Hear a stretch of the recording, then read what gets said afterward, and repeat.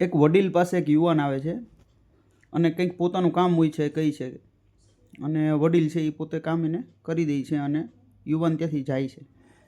એ પછી લાંબા સમય સુધી યુવાન વડીલ સાથે કોઈ સંપર્ક કરતો નથી. એટલે વડીલને મનમાં એમ થાય છે કે ભાઈ મેં તો એનું કામ તરત કરી દીધું, પણ એણે એકવાર પણ એ પછી મારો સંપર્ક નથી કર્યો.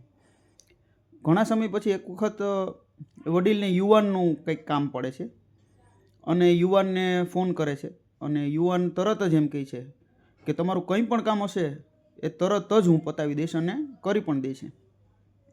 તો આના પરથી આપણે સમજવા જેવું ખરું કે ઘણી વખત આપણે કોઈનું કામ કરી દઈએ અને પછી એ વ્યક્તિ આપણા સંપર્કમાં નથી રહેતો, તો એનો મતલબ એવો નથી કે એ વ્યક્તિને આપણી પાસેથી કંઈક બસ મેળવી લેવું હતું એના માટે આવ્યો અને સ્વાર્થી છે કે એવું.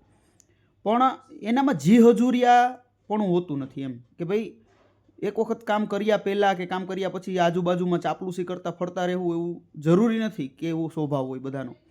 ઘણા લોકો એવા પણ હોય છે કે તમને ખરા સમયે પાછા એ લોકો પણ મદદરૂપ થાય, ત્યાં સુધી ભલે સંપર્ક ન રાખતા હોય.